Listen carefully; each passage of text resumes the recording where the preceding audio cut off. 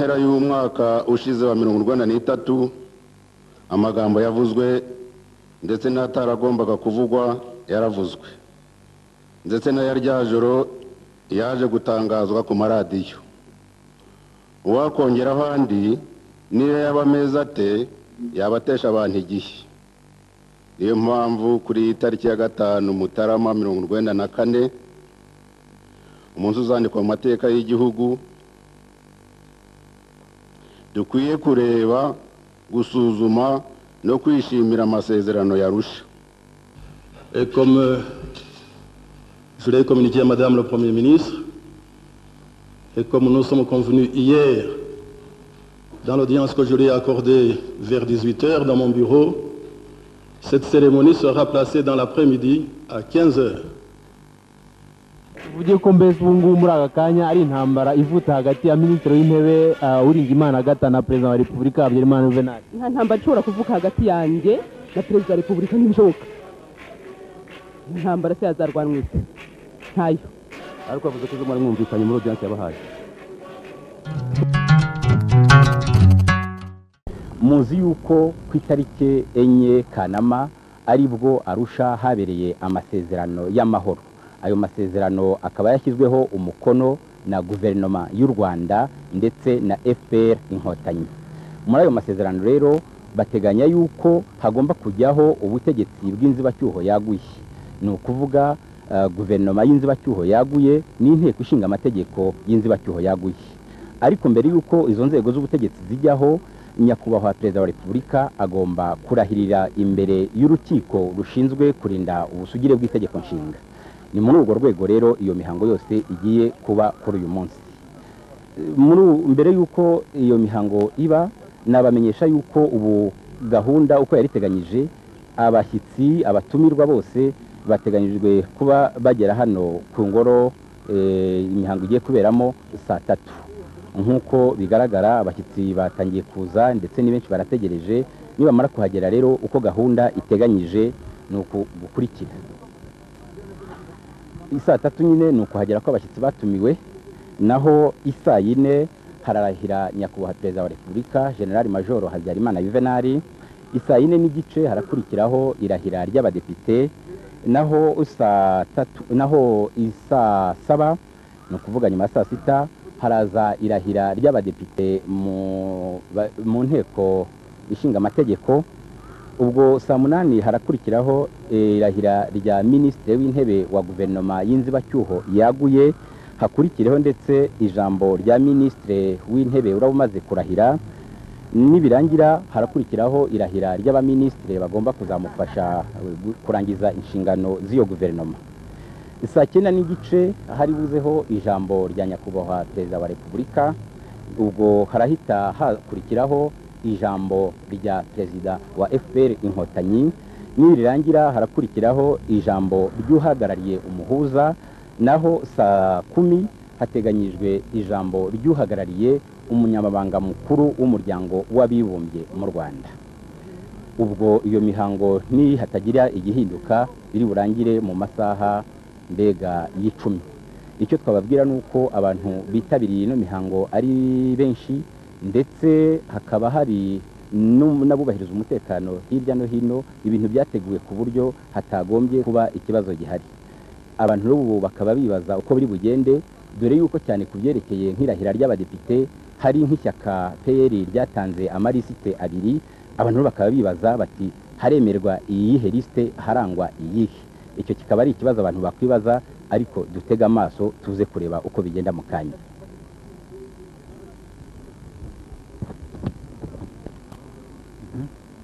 Rwandaises, Rwandais, chers téléspectateurs, bonjour. La TVR, la télévision rwandaise, est heureuse de vous présenter les différentes cérémonies qui vont avoir lieu ici au siège de l'ancien Conseil national de développement à Kimihurura. Vous savez que l'accord de paix signé le 4 août dernier à Arusha prévoit la mise en place des institutions de transition à base élargie, institutions dans lesquelles le Front patriotique rwandais fait partie également. C'est dans ce cadre qu'aujourd'hui va avoir lieu une cérémonie de prestation de serment du président de la République devant la Cour constitutionnelle. après cette prestation de serment, suivront d'autres cérémonies, toujours en rapport avec ces accords d'Arusha. Et après donc la prestation de serment du président de la République, je vous donne le programme qui va suivre. À 9 h, il est prévu l'arrivée des invités et des différentes personnalités qui doivent prendre part dans ces cérémonies. À 10 h, il est prévu la prestation de serment du président de la République, son Excellence le général Juvenal Habyarimana. À 10h30, c'est la prestation de serment des députés à l'Assemblée nationale de transition, tandis qu'à 13 h, c'est l'élection du bureau de l'Assemblée nationale de transition. Suivra alors le discours du Premier ministre du gouvernement de transition à base élargie et sa prestation de serment, bien sûr. Suivra ensuite la présentation de son équipe gouvernementale dans son gouvernement de transition à base élargie. À 15h30, ce sera le discours de son Excellence, Monsieur le Président de la République, le général Juvenal Habyarimana, tandis qu'à 16h, ce sera le discours du président du Front patriotique rwandais. Ce discours sera suivi par celui du représentant du facilitateur. Après le discours du représentant du facilitateur, viendra alors le discours du représentant spécial du secrétaire général des Nations Unies, M. Jacques-Roger Bobo, qui est ici au Rwanda depuis l'arrivée de la MINUAR au Rwanda. Ce qu'on peut vous dire pour le moment, c'est que déjà les invités et les différentes personnalités qui doivent faire partie, prendre part à ces cérémonies, ils sont déjà sur place, les autres arrivent encore, et on attend juste dans quelques minutes l'arrivée de son Excellence, Monsieur le Président de la République, pour que les cérémonies puissent commencer. Mais d'ores et déjà, une inconnue reste toujours. En ce qui concerne la prestation de serment des députés à l'Assemblée nationale de transition, il y a un problème parce que le Parti libéral, le PL, a présenté deux listes qui ne font pas l'unanimité entre deux factions de ce parti. Alors, on se demande, la question que tout le monde se pose est de savoir quelle liste sera admise, quelle liste va prêter serment. La liste présentée par le président du PL, M. Mugenzi, ou la liste présentée par M. Landoual. Eh bien, en attendant, nous ne pouvons qu'attendre la réponse à cette question. Peut-être les cérémonies qui vont suivre tout à l'heure vont nous dire la vérité.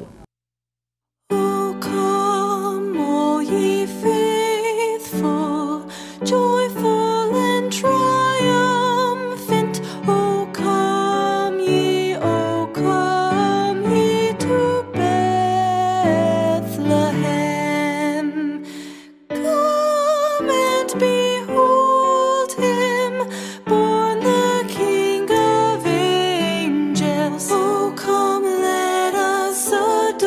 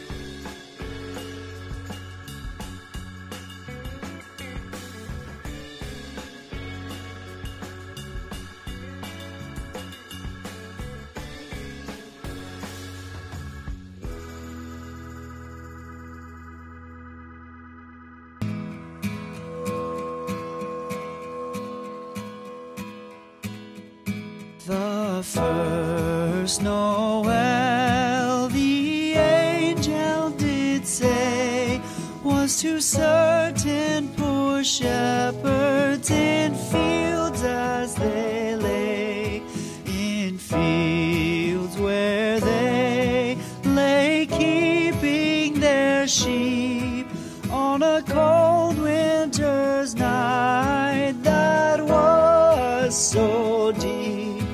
Noel, Noel, Noel, Noel, born is the King of Israel.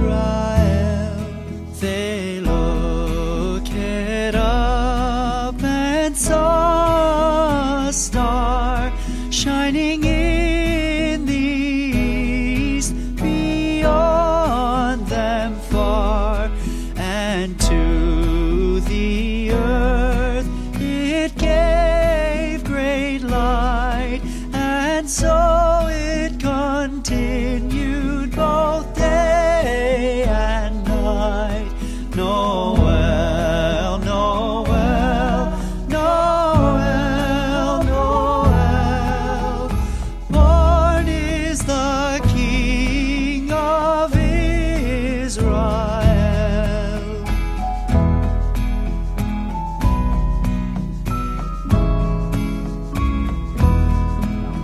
Igiye gutangira ikabera hakaba hageze, ariko umuntu yibaza iyo baba bagomba kuyizamo bose bahageze, ariko ibyo ari byose ubwo yahageze bikaba bivuga yuko imihango igiye gutangira.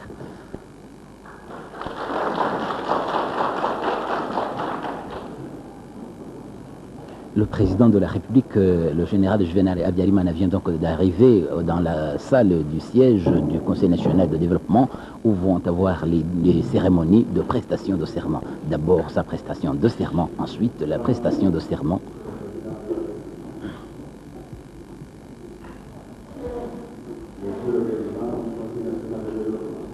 Il y a le chef du protocole présidentiel qui va annoncer le programme de ses activités d'aujourd'hui. Ushinzwe protokole ya presidence muri Republika, ushinzwe protokole ya perezida wa Repubulika agiye kugeza abantu kuri gahunda uko imihango ya none igiye gukurikirana.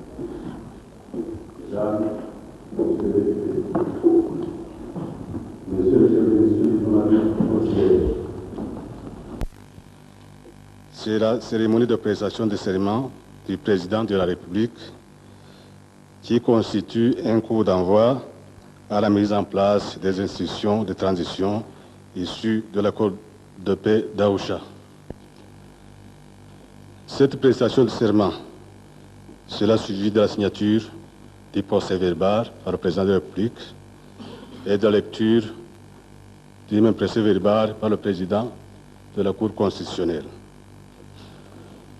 À présent, j'invite le président de la Cour constitutionnelle à venir introduire la cérémonie. Monsieur le Président. Ubwo bamaze gutangaza uko imihango igiye gukurikirana, none ubu rero perezida w'urukiko rushinzwe kurinda ubusugire bw'itegeko nshinga akaba agiye gutangiza imihango ya none. Iyo mihango rero ikaba iratangizwa n'irahira rya nyakubahwa perezida wa Repubulika General Major Habyarimana Juvenal. Imihango igiye gutangira, tuyikurikire. Nyakubahwa perezida wa Repubulika, nyakubahwa perezida wa CND, nyakubahwa madame premier ministre, nyakubahwa bwana premier ministre uzagomba kuyobora inzibacyuho tugiye gutangira, nyakubahwa représentant personnel wa secrétaire général wa ONU, bategetsi namwe bacamanza muhagarariye urukiko remezo n'ubusugire bw'itegeko nshinga, inshuti zacu muhagarariye ibihugu byanyu mu Rwanda, namwe muhagarariye imiryango itera inkunga u Rwanda, banyacyubahiro mwese namwe mwese mugiye kwinjira mu nteko ishinga amategeko, batumirwa mwese namwe banyarwanda mukurikira iyi mihango. Muri impera y'umwaka ushize wa 1993 amagambo yavuzwe ndetse n'ataragombaga kuvugwa yaravuzwe, ndetse na rya joro yaje gutangazwa ku maradiyo. Uwakongeraho andi niyo yaba ameza ate yabatesha abantu igihe. Niyo mpamvu kuri tariki ya 5 Mutarama 1994 umunsi uzandikwa mu mateka y'igihugu, dukwiye kureba, gusuzuma no kwishimira amasezerano yarusha. Mwese muzi ko habaye ahabagabo, naho ubundi amasezerano yarusha yaragiye kuba ibipapuro koko. Ubwo atari umunsi wo kuvuga menshi, ibyaba byiza ni ugutangira gushyira mu bikorwa ibiri muri ayo masezerano. Icyambere cy'ikubitiro akaba ari ukurahira kwa Perezida wa Repubulika dusanga mu ngingo ya 6 y'amasezerano yasinywe ku itariki ya 3 Kanama 1993. Iyo ndahiro igenewe Perezida w'inzibacyuho yaguye nyir'ukwiyemeza ari buvuge ko we mu izina ry'Imana ishobora byose arahiriye igihugu kandi ku mugaragaro ko azatunganya neza imirimo ye, ko atazahemukira Repubulika y'u Rwanda, ko azubaha inzego za leta kandi agateza imbere inyungu z'igihugu, yubahiriza itegeko nshingiro ndetse n'andi mategeko. Ngiye y'indahiro y'umukuru w'igihugu w'inzibacyuho tugiye gutangira. Araza kuyivuga mu magambo y'Igifaransa kuko arahiye mu magambo y'Ikinyarwanda ataremejwe Arusha. Harababikeka ko byaba bitameze neza, bidakurije amategeko. Ahasigaye rero kuko atari umunsi wo kurondogora, umunsi wo kuvuga amagambo iminsi yo kuvuga amagambo ngira ngo ajyanye n'imyaka ishize n'iminsi ishize n'aya masaha ashize. Isigaye rero ubu ni uguha ijambo nyir'ubwite Nyakubahwa Juvenal Habyarimana, Perezida wa Repubulika, akaza kurahirira imbere y'urukiko rurinda iremezo n'ubusugire bw'itegeko nshinga.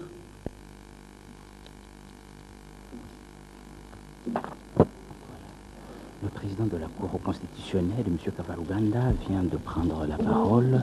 Il a indiqué que la journée d'aujourd'hui, donc du 5 janvier 1994, restera dans les annales de l'histoire du Rwanda. Il faut nous féliciter de cette journée qui constitue le lancement de la mise en application des accords d'Arusha, signés le 4 août dernier. Il a indiqué que, avant d'en arriver là, il y a eu beaucoup de tractations, des tractations politiques, certains contre, refusant que ces cérémonies puissent aboutir, d'autres indiquant qu'il fallait vraiment attendre.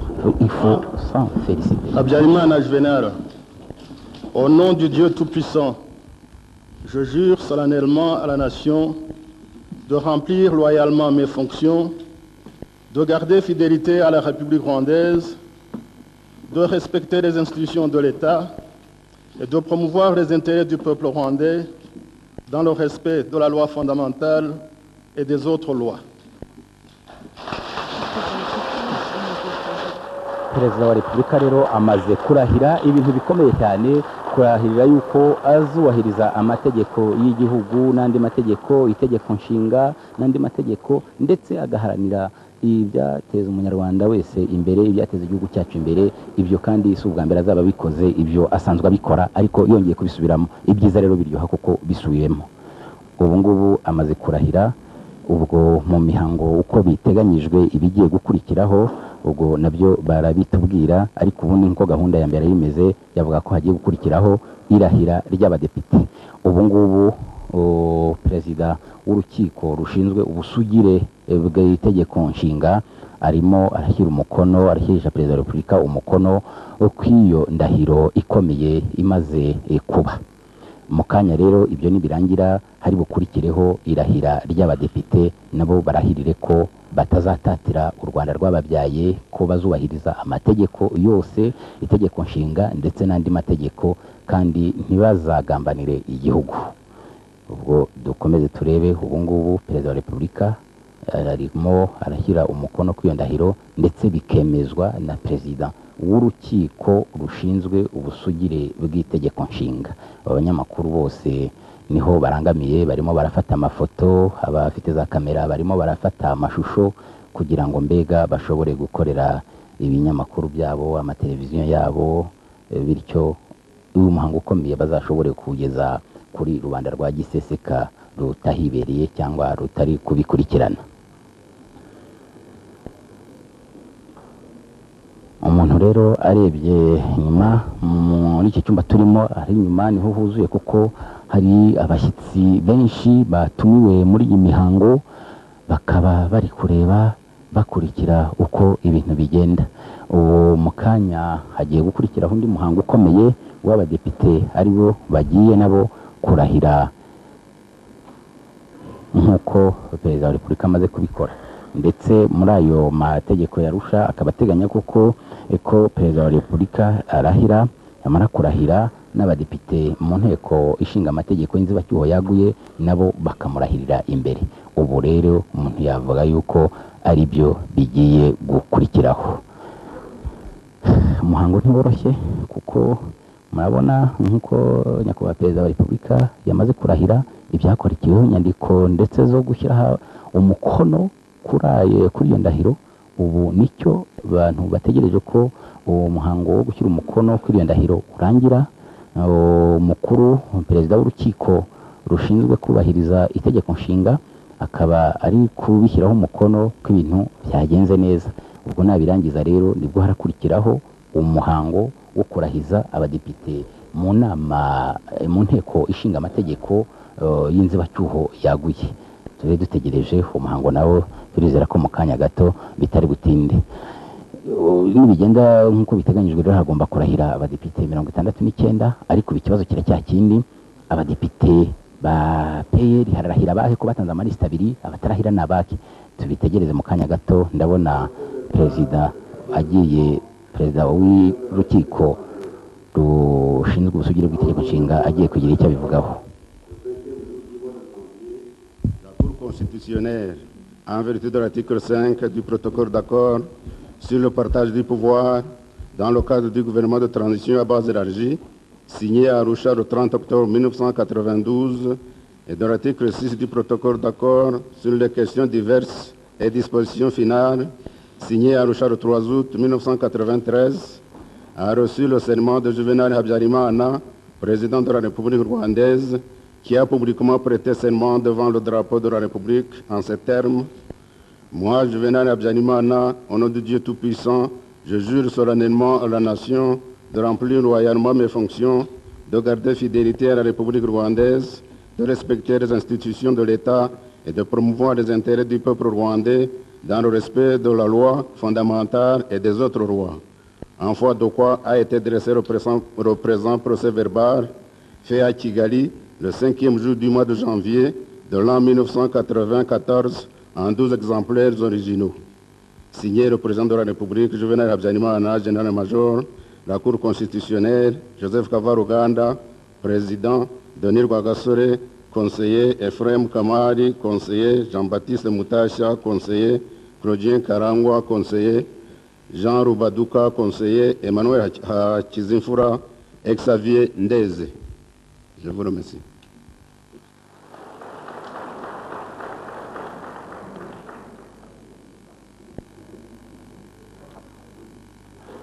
Ubwo perezida w'urukiko rushinzwe ubusugire bw'itegeko nshinga amaze kuvuga ibi byo bari gushyira umukono, iby'uko perezida wa repubulika nyine yarahiye, abisobanura nk'uko yabirahiriye kandi bakaba babishyizeho umukono. Uwo ushinzwe uyobora urwo rukiko ndetse n'abajyanama b'urwo rukiko bose bakaba bamaze kubishyiraho umukono. Ubwo nizera ko mu kanya gato hagiye gukurikiraho imihango yo kurahiza abadepite mu nteko ishinga amategeko y'inzibacyuho yaguye. Iyi mihango ni imihango itoroshye kuko nk'uko mwakurikiye, indahiro ubwayo ntabwo ari ndende, ariko ibikurikira, inyandiko zikurikiraho, inyandiko mvugo, nizo zifata igihe kirekire.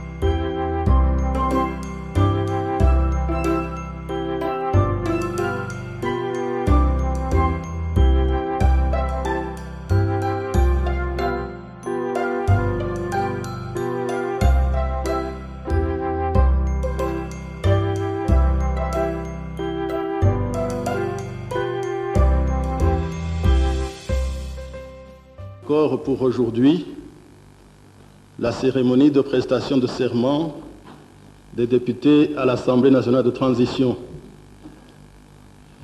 Et comme je l'ai communiqué à Madame le Premier ministre, et comme nous sommes convenus hier, dans l'audience que je lui ai accordée vers 18 h dans mon bureau, cette cérémonie sera placée dans l'après-midi à 15 h. Je vous invite donc pour cet après-midi à 15 h dans la même salle, ici, où je vais, tel que prévu par les accords d'Arusha, je vais recevoir le serment des députés à l'Assemblée nationale de transition, tel que présenté par les partis politiques, et aussi procéder à l'élection du bureau. Je vous remercie.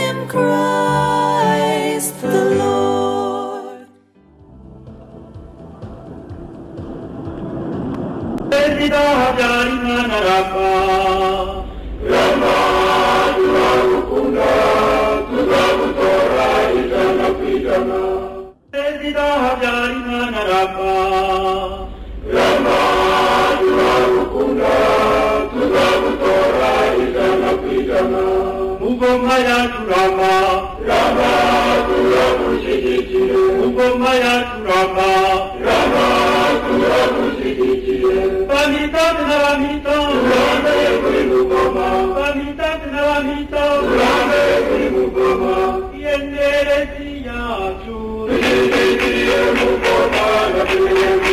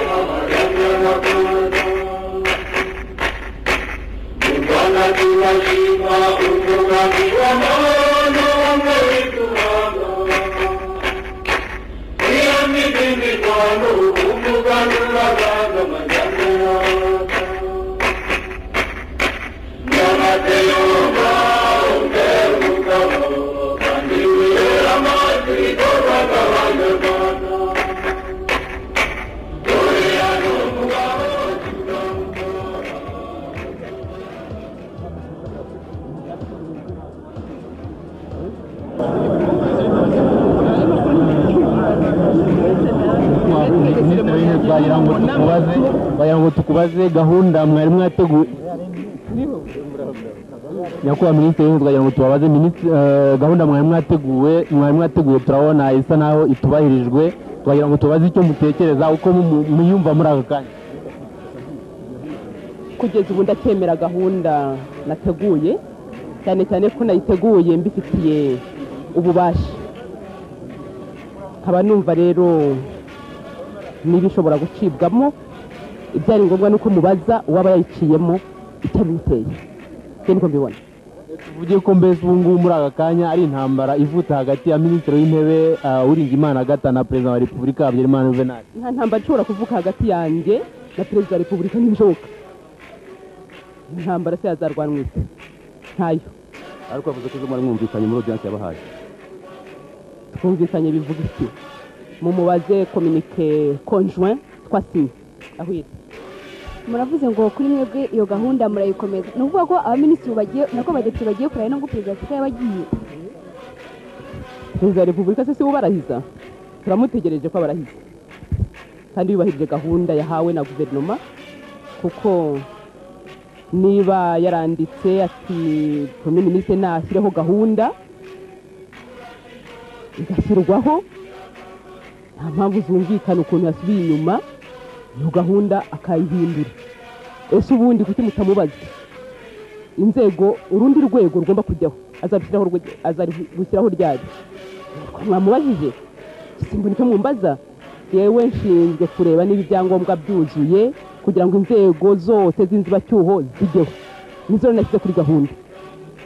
nyakubahwa minisitiri w'intebe ubu ngubu perezida wa repubulika amaze kugenda gahunda amaze gutanga mwebwe muri buyubahirize. birumvikana ko iyo gahunda zidahuye ari ebyiri icyo gihe ngomba kureba iyo nubahiriza iyo ari cyo.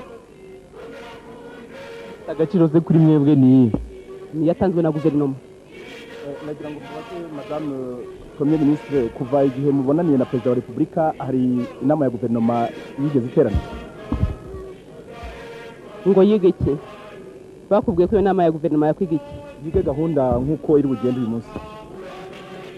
wateranya abaminisitiri kugira ngo bige ngo saa moya saa mbiri ko n'agasuzuguro. ko mbona mu by'ukuri mutavuga rumwe na perezida wa repubulika ndetse ugasanga harimo n'agasuzuguro nk'ubu. ibibazo mubaza mwagombye kumubaza ari hano akababwira ibya gahunda ye njye nababwiye ibyanjye. Madame le Premier ministre, quelle est votre réaction au départ précipité du président de la République? mubaze abanyarwanda bose bari hano uko byagenze. La réaction particulière du Premier ministre. ike murambona muranduzi arize psychologue murebe cyo bivuga.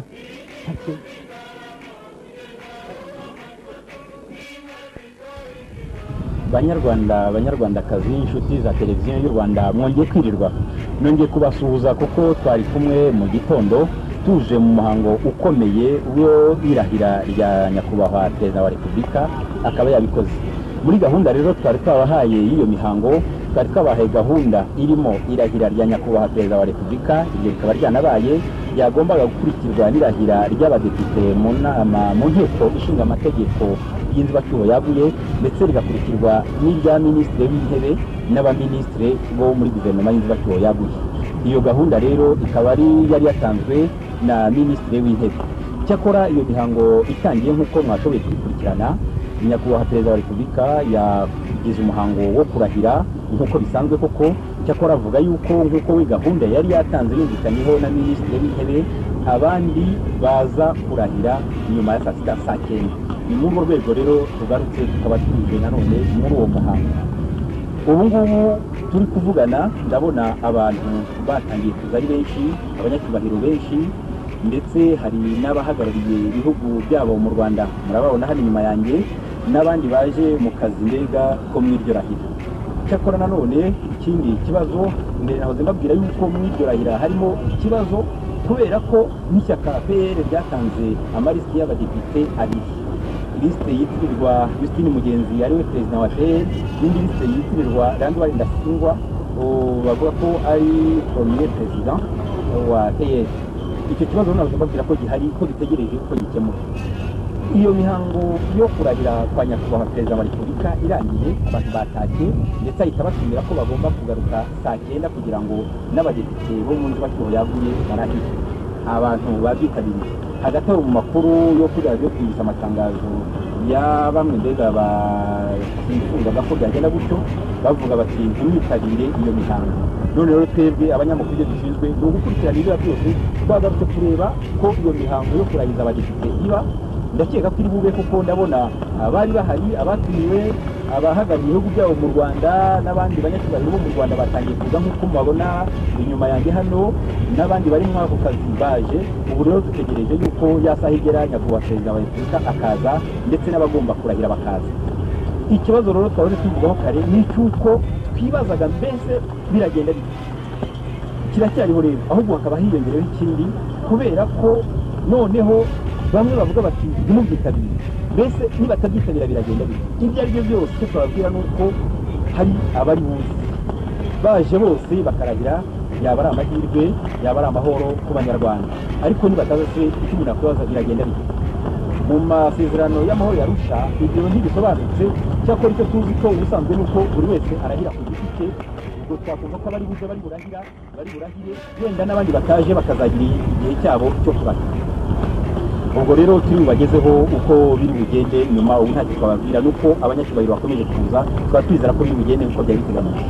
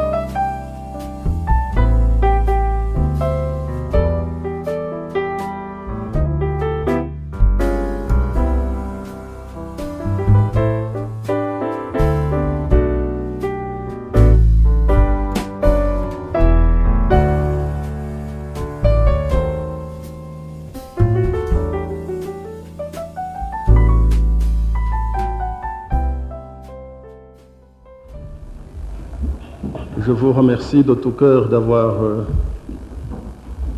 répondu à mon invitation. Je vous remercie d'être là. Comme je vous avais convié ce matin à cette cérémonie, et spécialement que j'avais invité les premiers concernés. Mais je constate comme vous deux choses. Je constate que le président de la Cour constitutionnelle n'est pas là. Et je voudrais rappeler l'article 7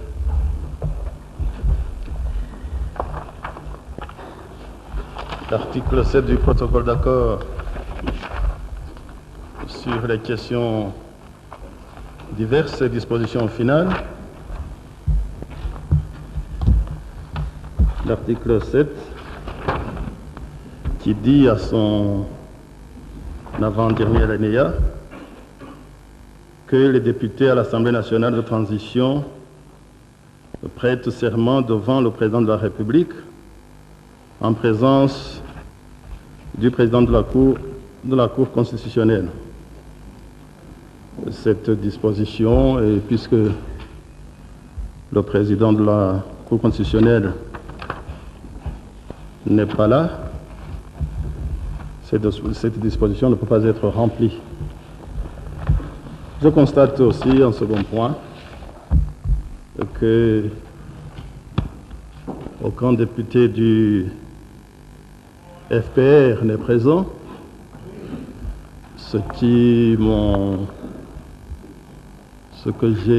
qui j'ai demandé de contrôler les présences m'ont signalé cela, qu'aucun député du Front patriotique rwandais n'est présent dans la salle et qu'aucun député du Parti social-démocrate, PSD, n'est présent.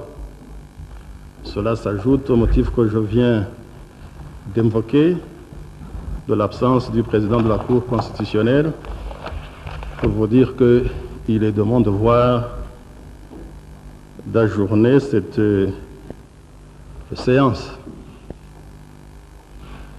mais que je suis prêt à la reprendre aussitôt que les concernés seront là, c'est-à-dire les députés qui doivent vous prêter serment et que les autorités visées à l'article 7 se seront rendues disponibles pour remplir le devoir qui leur incombe. Voilà donc, j'ajourne cette séance. Je voudrais vous remercier à nouveau d'être là. Je voudrais vous remercier de vous être dérangés. Et surtout, je voudrais lancer un appel, spécialement à ces partis qui ne sont pas présents, mais aussi à la communauté internationale, principalement à nos amis qui nous ont accompagnés à Arusha pendant une année, plus d'une année, pour négocier cet accord de paix, pour que réellement chacun fasse un effort réel et visible et que la communauté internationale puisse nous aider pour que le Rwanda puisse mettre en place les institutions de transition telles que prévues par l'accord d'Arusha,